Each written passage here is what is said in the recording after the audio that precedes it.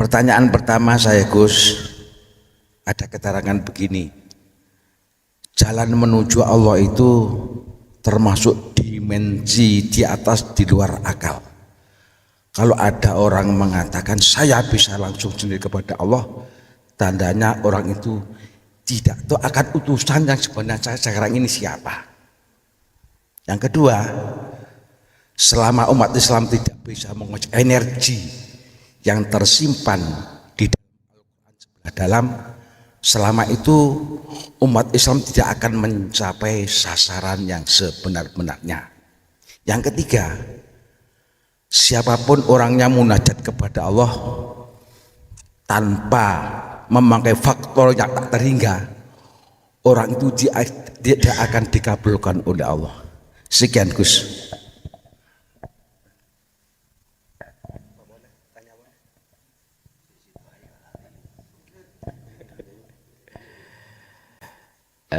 Matur suwun. Ada 3 pertanyaan tadi yang sempat kami terima. Pertama terkait ajaran ini. Memang Bapak Ibu, ajaran dan perjalanan hakikat nuju makrifat itu di luar dimensi akal. Tafakkaru fi khalqillah wala tafakkaru fi dzatillah. Pikirkanlah apa yang telah diciptakan Allah dan jangan kau pikir zat yang menciptakannya. Kalimat fikirkanlah itu maksudnya di situ ada di akal. Memang akal itu dibuat wadah oleh sifat basariyah. Apa sifat basariyah? Sifat manusiawiyah. Akal tidak akan mampu Bapak Ibu untuk masuk pada dimensi hakikat ma'rifat, tidak mampu. Mestinya itu hati atau ruh. Ala bidzikrillahi tatmainnul qulub. Ingatlah, dengan zikir itu bisa menjadikan hatimu tenang. Hati tenang itu kalau sudah ketemu kekasih. Bagaimana rasanya hati gelimbang-gelimbung, rasa rindu nggak ketemu. Ya Allah, kita kekasih seorang gadis nggak ketemu gitu jempalian nggih. Subhanallah. Waktu makan ingat kamu, waktu tidur sampai dilakukan seperti itu. Ingat terus. Ingat toh ora ketemu. Badine rindu ning ati niki masyaallah. Jajal kalau sudah ketemu pelek janjian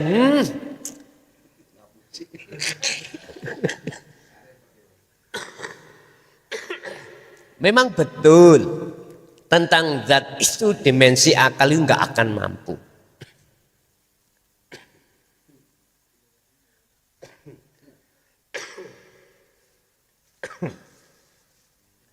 Kita harus tahu bahwasanya manusia terdiri dari 2 unsur. Jasad kasar dengan jasad halus. Jasad kasar itu berarti badan, jasad halus itu berarti ruh atau hati. Makannya itu juga enggak sama, kebutuhannya juga enggak sama, tempatnya juga enggak sama. Jasad, akal, kepala ini buat mikir perkara selain Allah.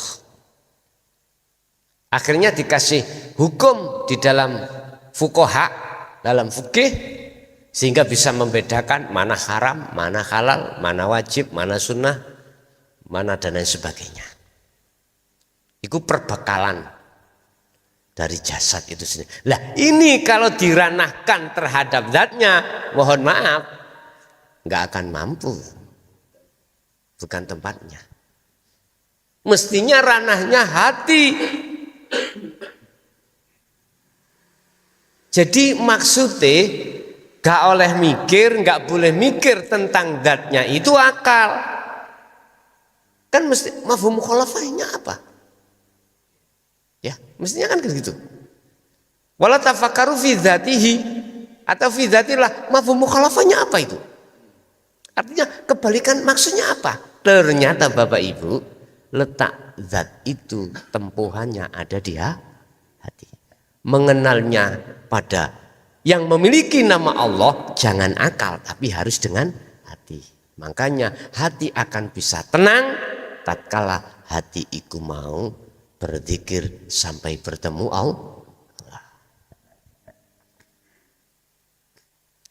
Saya setuju banget, memang seperti itu. Akal dimensi nggak bisa. Paling mentok dimensinya akal adalah alam mukasyafah.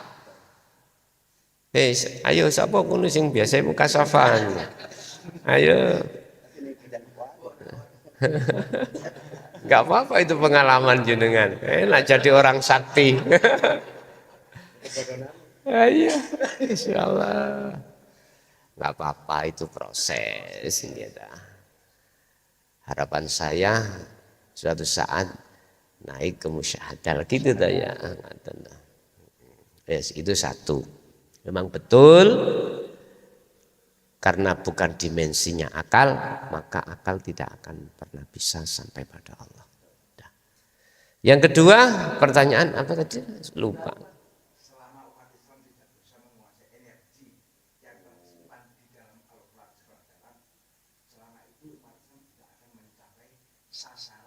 Oh ya, itu Quran juga. Gitu. Selama umat Islam tidak bisa, tidak mampu untuk menguasai satu energi, maka selama itu umat Islam tidak akan mencapai satu yang diharapkan. Mohon maaf, bahasa energi itu kalau kita ambil dari sisi syariat, manfaat daripada alam ini. Makanya munculnya ilmu sosiologi, biologi, fisika dan sebagainya itu. Cuman maksud aslinya itu yang bagaimana? Nah, makanya tadi saya katakan hati kelompoknya ada dua. Ada kelompok hati mayoritas itu larinya selain Allah. Yang minoritas kelompok satunya larinya pada Allah. Makanya dalam dunia ilmu tasawuf ada istilah ahli hijab dan ahli syuhud. Kalau kita tarik dari sisi ahli syuhud, maksud daripada ayat tersebut adalah energi yang dimaksud adalah hidup. Hidup yang dimaksud adalah wujuding Allah. Siapapun yang belum hatinya sampai di situ, maka dia tidak bisa dikatakan orang yang sukses. Ya, nggak bisa tepat sasaran, melenceng. Cara orang menyembah hatinya tidak pada Allah, tidak sasaran, tapi pada pasar, pada syahwat di situ. Karena tidak menguasai energi. Inilah yang dimaksud Allah berfirman yang awal saya katakan, barang siapa ingin bertemu terhadap Tuhannya, wa man kana yarju liqa rabbi falyamal amal saya. Dengan amalan sholihan itulah Anda akan menguasai energi. Maksudnya kau akan bertemu Allah. Jadi ibarat wiji tadi, sambung air hujan nyampe terhadap situ, akhirnya muncullah tanda-tanda kehidupan. Jadi tanahnya sudah enggak gersang lagi. Dah, yang ketiga tadi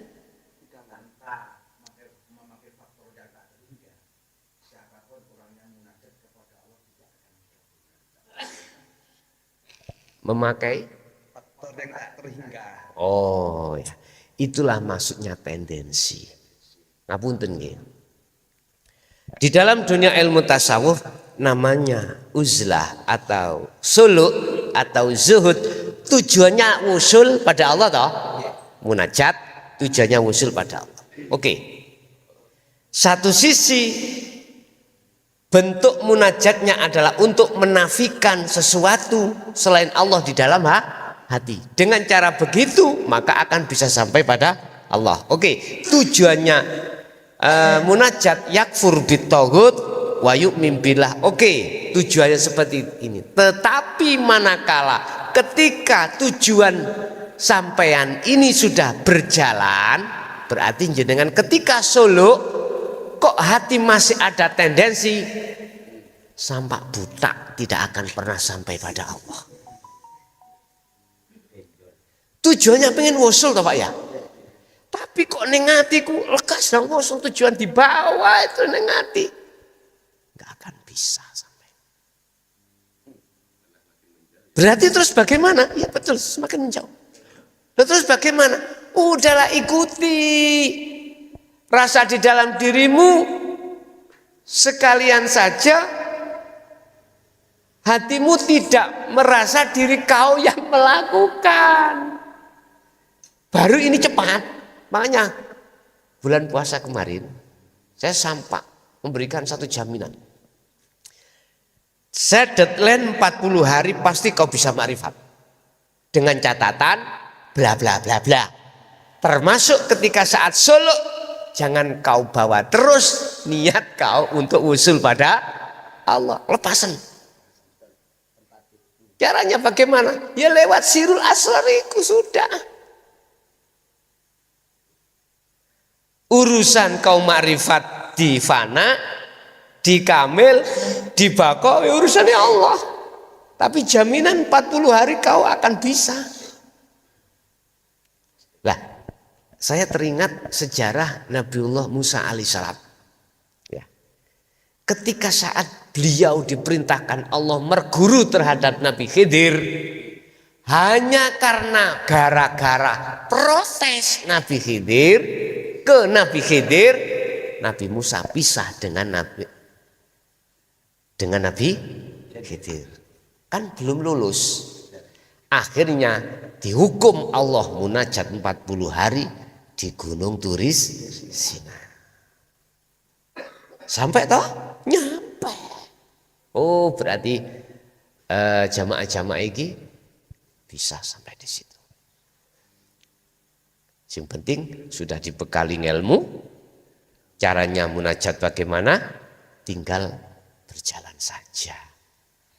Ibarat ini sepeda, Pak, ini sepeda Pak, panjenengan dereng saya ke sepedaan tak ajari, begini caranya sepedaan, udah belajarlah. Terus sepedaku sampai lihat aja, masuk rumah dilihat, keluar rumah dilihat, dibungkus terus. Tidak disetater, tidak dianu. Kira-kira ya, kira-kira bisa sepedaan terus sama ini. Melihat sepeda aja, bukan kira-kira itu pasti. Pasti ya tak. Subhanallah. Jadi tendensi itu harus kita loskan. Lah bagaimana cara ngeloskan? Gini Pak.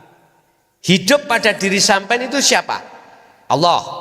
Karena hidup itu semuanya ada terjadi pergerakan. Berarti pergerakan itu milik siapa? Hidup. Ya udah. Mudah toh? Memang di situ itu prosesnya dari rasa. Kita merasa hidup ini yang memperjalankan. Wis apa-apa nanti akan nyambung sendiri kok. Nyambung sendiri. Intinya siapapun diri manusia ketika munajat berpuluh-puluh tahun pun tidak akan sampai pada Allah manakala masih ada tendensi. Ingat sejarah siapa itu Imam Ghazali di kitab Bidayatul Hidayah diomongkan gini cerita. Sebelum beliau menciptakan kitab Ihya Ulumuddin, Beliau kan punya status rektor Universitas Mesir itu apa? Kairo. Kairo Mesir. Rektor Pak. Rektor berarti pucuk pimpinan. Fasilitas juga ada. Karena beliau itu orang yang paling cerdas. Orang cerdas Pak. Lah disitulah Gusti Allah membuka hatinya untuk meninggalkan seluruh fasilitas. Akhirnya ditinggalkan fasilitas terhadap beliau. Beliau berjalan membawa 2 karung goni Pak, gelangsing. Jalan-jalan, kalau sekarang itu orang edan. Pinggir jalan bawa apa? Karung. Di dalam karung isi mushaf. Mushaf itu pretelan, tulisan-tulisan. Terus di situ ada perampok, ketemu perampok. Lah, perampok maunya merampok terhadap barang yang dibawa Imam Ghazali. Imam Ghazali ini dalam keadaan apa? Dalam keadaan zuhud. Jadi zuhud, beliau itu zuhud itu. Terus mau diminta, karung itu mau diminta. Imam Ghazali dawuh, kalau ini yang kau minta, lebih baik nyawa saya yang kuberikan. Maka si perampok tambah penasaran. Berarti isi di dalam karung itu lebih berharga lah gitu toh. Dirawat but Pak. Sampai beliau jatuh.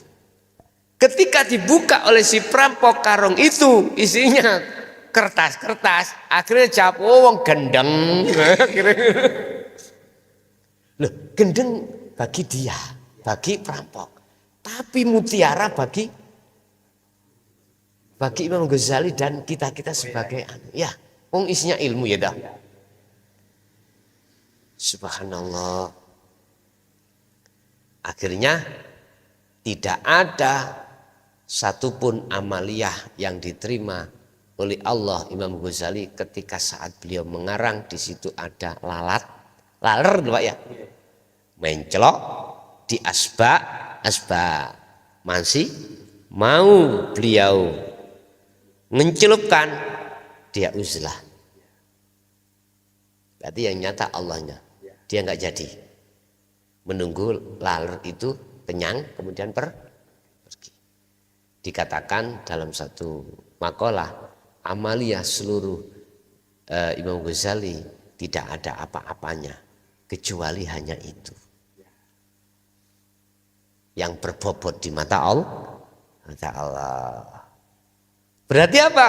Amaliyah apapun yang terjadi pada diri panjenengan kalih kula itu tidak akan berbobot manakala tidak dibarengi hati zuhud pada Allah. Sebaik dan sebanyak apapun amaliyah panjenengan, kalau sudah berzuhud kan nggak ada tendensi tuh Pak. Kenapa? Berzuhud itu kan sudah menetapkan semua itu yang berlaku adalah Allah. Bagaimana kita punya tendensi, wong bukan kita yang melakukan. Bagaimana kita minta bayaran pada satu pekerjaan, wong bukan kita yang bekerja. Nggak lucu tuh Pak ya. Apa Nahwar yang bekerja di ladang. Terus kok lucu saya yang minta bayaran terhadap yang memiliki lahan itu, kan lucu. Nggak masuk, berhubung hati iki berzuhud pada Allah, disitulah letak yang dikatakan tidak ada tendensi. Jadi ini perlu diingat dan diketahui oleh golongan salik, golongan sisuluk. Ketika saat dai zuhud, lepaskanlah tendensi apapun, termasuk tendensi ingin bertemu Allah. Dah, ikuti seperti air mengalir.